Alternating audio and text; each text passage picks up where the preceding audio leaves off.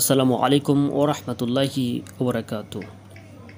আলহামদুলিল্লাহ, আসসালাতু ওয়াসসালামু আলা রসুলিল্লাহি ওয়া আলা আলিহি ওয়া আসহাবিহি আজমাইন। সুপ্রিয় ভিউয়ার্স, আশা করছি আপনারা সবাই ভালো আছেন। আলহামদুলিল্লাহ, আমিও ভালো আছি। তো যারা পঞ্চম গণবিজ্ঞপ্তিতে প্রাথমিক সুপারিশ পেয়েছেন তারা আসলেই অধীর আগ্রহে রয়েছেন বা অপেক্ষায় রয়েছেন যে কবে চূড়ান্ত সুপারিশ হবে। যেহেতু এই সার্কুলারটা ছিল সেই 2020 সালের, অনেক বছর চলে গেছে। বলতে গেলে যেটা সত্যি কথা সেটা হচ্ছে যে এই 17তমদের জন্য অনেকগুলা অনেক প্রত্যেকটা ধাপেই প্রায় তাদের সময় ক্ষেপণ হয়েছে। তাদেরকে অপেক্ষা করতে হয়েছে, যে কোনো একটা ঝামেলা বেঁচেছিল এরকম আর কি। প্রথমে করোনার জন্য সমস্যা হয়েছিল, এরপর হচ্ছে যে আপনার দেখা গেল যে আপনার হচ্ছে লিখিত পরীক্ষার ফলাফল দিতে দেরি হয়েছিল, এরপর ভাইবা পরীক্ষার সময় একটা সমস্যা হয়েছিল। তো বিশেষ করে প্রত্যেকটা ধাপেই একটা করে বাধা আসতেছে। তো দেখা যায় যে চূড়ান্ত সুপারিশ যেটা হওয়ার কথা আজকে হচ্ছে 7 আগস্ট, অর্থাৎ এই সপ্তাহের মধ্যে কিন্তু এনটিআরসি থেকে বলা হয়েছিল যে এই সপ্তাহের মধ্যেই, প্রথম সপ্তাহের মধ্যেই মোটামুটি চূড়ান্ত সুপারিশ করা হবে, কিন্তু তারপরেও করা হয় নাই কারণ বর্তমান দেশের পরিস্থিতির জন্য। তো চলুন আজকে এনটিআরসি থেকে আপনাদের মধ্যে অনেকের মধ্যে প্রশ্ন রয়েছে যে এই এনটিআরসি যে চূড়ান্ত সুপারিশ করার কথা, এই নিয়োগটা বাতিল হবে কিনা। অর্থাৎ সরকারে কিন্তু অনেক ক্ষেত্রে দেখা গিয়েছে যে আপনার নিয়োগগুলো বাতিল হচ্ছে, কিন্তু এটা আপনার বাতিল হবে কিনা এই ব্যাপারে কিন্তু এনটিআরসির চেয়ারম্যান অর্থাৎ এই ব্যাপারে কিন্তু আপনারা নিশ্চিত থাকতে পারেন যে এখানে এই নিয়োগটা আপনাদের কখনোই বাতিল হবে না, কারণ এটা একটা স্বচ্ছ নিয়োগ হয়েছে, এখানে কোনো দুর্নীতি হয় নাই, এটা স্বচ্ছ নিয়োগ। আর এনটিআরসির নিয়োগ বাতিল হবে না, কখনোই হবে না। তো সম্মানিত ভিউয়ার্স, তো এখানে বলা হয়েছে যে পঞ্চম গণবিজ্ঞপ্তির চূড়ান্ত সুপারিশ নিয়ে যা জানালেন এনটিআরসির চেয়ারম্যান। এই কিছুক্ষণ আগে এটা নিউজটা করা হয়েছে। তো এখানে বলা হয়েছে যে বেসরকারি শিক্ষক নিবন্ধন ও প্রত্যয়ন কর্তৃপক্ষের এনটিআরসির চেয়ারম্যান সাইফুল্লাহিল আজম বলেছেন, দেশের বর্তমান পরিস্থিতি স্বাভাবিক না হলে পঞ্চম গণবিজ্ঞপ্তির চূড়ান্ত সুপারিশ করা কঠিন। অন্তর্বর্তী সরকার গঠনের পর চূড়ান্ত সুপারিশ করার প্রক্রিয়া শুরু হবে। তো যেহেতু আপনার এখনও অন্তর্বর্তী সরকার যেটা গঠন করার কথা সেটা এখনও গঠন হয় নাই, আপনারা সবাই জানেন যে আপনাদের সবাই জানেন যে আপনার প্রধানমন্ত্রী শেখ হাসিনা দেশ ত্যাগ করে চলে গেছেন, তো পালিয়ে গেছেন। এবং আপনার হচ্ছে এখানে এখন রাষ্ট্রপতি সংসদ ভেঙে দিয়েছেন। বর্তমানে হচ্ছে অন্তর্বর্তী সরকার গঠন করা হবে এবং সেখানে কিছু মন্ত্রণালয় গঠন করা হবে। তখন কিন্তু আপনার এখানে মন্ত্রণালয়ের কাছ থেকে অনুমতি নিয়ে কিন্তু আপনার চূড়ান্ত সুপারিশ করা হবে। তো যতক্ষণ না আপনার সুষ্ঠু একটা সরকার গঠন হচ্ছে, অন্তর্বর্তী সরকার গঠন হচ্ছে, ততক্ষণ পর্যন্ত কিন্তু তারা চূড়ান্ত সুপারিশ করতে পারবে না। তো এটা শুরু হয়ে গেলে তারা এই কার্যক্রম শুরু করবে আর কি, এমনটাই বলেছেন। তো বুধবার দুপুরে দ্য ডেইলি ক্যাম্পাসের সাথে আলাপকালে একথা জানান তিনি। এদিকে মঙ্গলবার দুপুর 2টায় এনটিআরসি এর কার্যালয়ে গিয়ে অফিস বন্ধ পাওয়া যায়। এ প্রসঙ্গে এনটিআরসির চেয়ারম্যান বলেন, কিছুক্ষণ আগে আমরা অফিস বন্ধ করে বাসায় চলে এসেছি। দেশের পরিস্থিতি স্বাভাবিক না থাকায় একটু আগেই অফিস কার্যক্রম শেষ করা হয়েছে। এর আগে গত 31 মার্চ বেসরকারি শিক্ষা প্রতিষ্ঠানে 96,734টি পদে শিক্ষক নিয়োগের গণবিজ্ঞপ্তি প্রকাশ করা হয়। এর মধ্যে স্কুল অ্যান্ড কলেজে 43,286টি এবং মাদ্রাসা ও কারিগরি প্রতিষ্ঠানে 53,450টি পদে শিক্ষক নিয়োগ দেওয়া হবে। পঞ্চম গণবিজ্ঞপ্তিতে আবেদন গ্রহণ শেষ হয়েছে গত 9 মে।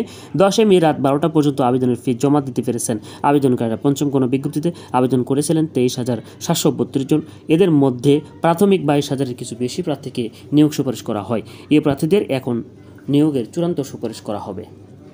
তো সম্মানিত ভিউয়ার্স, এই ছিল আজকের আপডেট আর কি। তো বিশেষ করে আমরা বলতে পারি যে অন্তর্বর্তীকালীন যে সরকার গঠন হওয়ার কথা, এটা গঠন হলে বিভিন্ন মন্ত্রণালয় গঠন হবে এবং সেই মন্ত্রণালয় থেকে শিক্ষা মন্ত্রণালয় থেকে অনুমতি নিয়ে কিন্তু আপনার এখানে চূড়ান্ত সুপারিশ করা হবে আর কি। অর্থাৎ এই অন্তর্বর্তীকালীন সরকার গঠনের ওপরেই কিন্তু নির্ভর করছে, অর্থাৎ এই যে চূড়ান্ত সুপারিশ যেটা। তো সেখানে অর্থাৎ এখানে গঠন হওয়ার পরে কিন্তু তারা প্রক্রিয়া শুরু করার কথা বলেছেন। তো মোটামুটি আমরা এখানে কিন্তু বলতে পারি যে এখানে খুব যেটা যেই গতিতে আপনার চূড়ান্ত সুপারিশ হওয়ার কথা ছিল যেই সময়ের মধ্যে, কিন্তু সেই সময়ের মধ্যে কিন্তু চূড়ান্ত সুপারিশ হবে না। এটা আমরা যেটা ধারণা করতেছি যে অবশ্যই এটা জন্য মোটামুটি ভালো সময় লাগবে।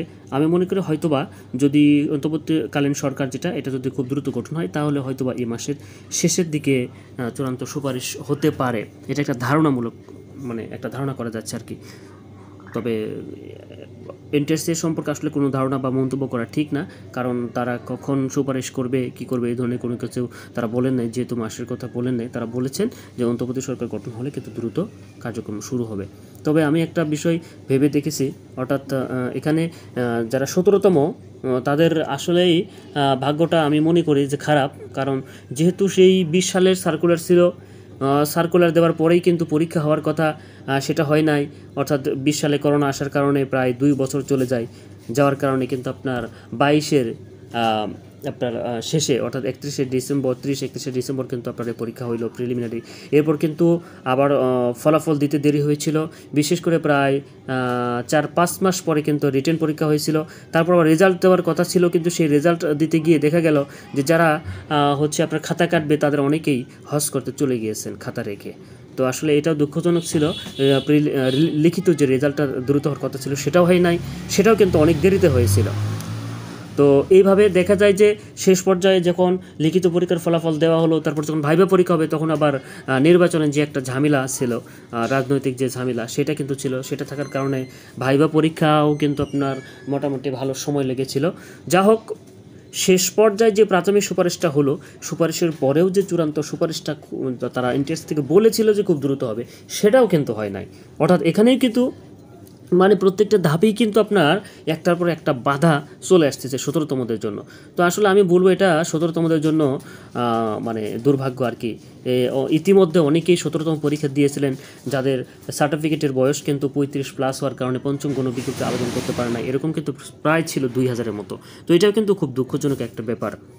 তো বিশেষ করে এখন যে চূড়ান্ত সুপারিশটা হওয়ার কথা সেটাও হলো না, ঠিক আছে। এখানেও কিন্তু আপনাদের একটা বাধা চলে আসছে, সেটা হচ্ছে যে বর্তমানে সরকার পতন, নতুন করে আবার অন্তর্বর্তীকালীন সরকার গঠন হবে, মানে একটু সময় ক্ষেপণ হচ্ছে আর কি, সময় লাগতেছে। তো সম্মানিত ভিউয়ার্স, আপনারা কোনো মানে দুশ্চিন্তায় থাকবেন না যে আপনাদের নিয়োগ এটা বাতিল হবে। এটা নিয়োগ কখনোই বাতিল হবে না।